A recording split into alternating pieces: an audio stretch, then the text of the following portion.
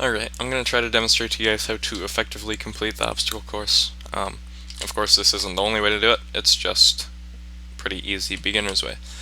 First jump, you just run and jump onto it. Nothing special here. If you can't manage that, I don't know what to tell you.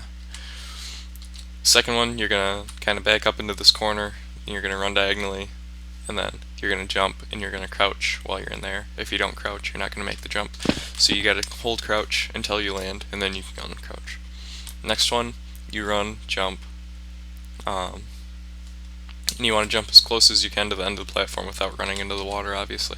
So it's kind of a trickier one to get used to at first, but you don't need to crouch for that one, but you can crouch if you think it makes you go further. It doesn't really make a difference, though. For the fourth one, you just run and jump straight at it, like I said for the first one. Fifth, people will either back into the corner like this, and then jump straight to the platform. You can crouch for that one if you want. It might make you go a little bit further if you choose to do it that way. Or the way that I prefer is you run and jump. Like you run straight, then jump, and then turn midair, kind of like a little strafe jump. I think that way is easier, because usually when I do it the other way, I'll back into the water, not get enough speed, and I'll fall into the water at this side. To get 5th to 6th, you just jump, nothing special. Now for this one, you have to strafe jump around the barrier. What you do is you run, jump, and then let go of W, and you're going to hold A while you turn your mouse if you go this way, or you're going to hold D if you go around this way. You can go around either way. It doesn't make a difference, just more of a preference. I prefer to go around outside, but like I said before, you can go either way. Now, for the next one, you can't really see it unless you crouch, and you can see that little dot right there where my crosshair is.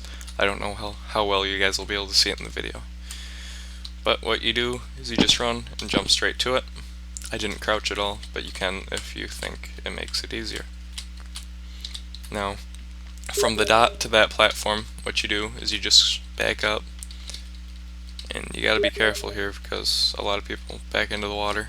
And once you think you're far enough back, there's not really any way of telling other than guessing. So the more you practice, the more idea you'll have of when you're safe. And you just run, jump, and you can crouch just for extra safety if you want. Now for the pyramids, these ones are kind of tricky. This is where most people, if they get this far, this is where they will fall. Well, back to this one really quick. If you guys know how to bunny hop, it's actually easier to bunny hop across the dot. Like you land on it and you jump again and you keep going forward so that you don't lose any velocity and then you don't have to back into the water. That's how I do it, but for the sake of this video I showed you how to do it the other way. Back to the pyramids. What you do basically is just jump and crouch onto the top of the pyramid. These ones will probably take practice. I can't really explain exactly how to do it on the video other than if you guys just watch me. So I crouched, and then you don't need as much velocity as you think, so you don't need to back up too much onto this one to get to the second one. And once you're here, you just jump to this platform.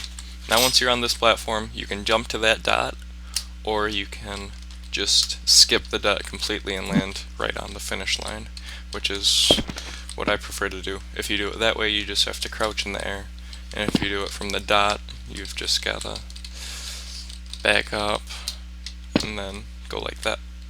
But if you can skip it, it makes it that much easier, and that's how you guys complete the obstacle.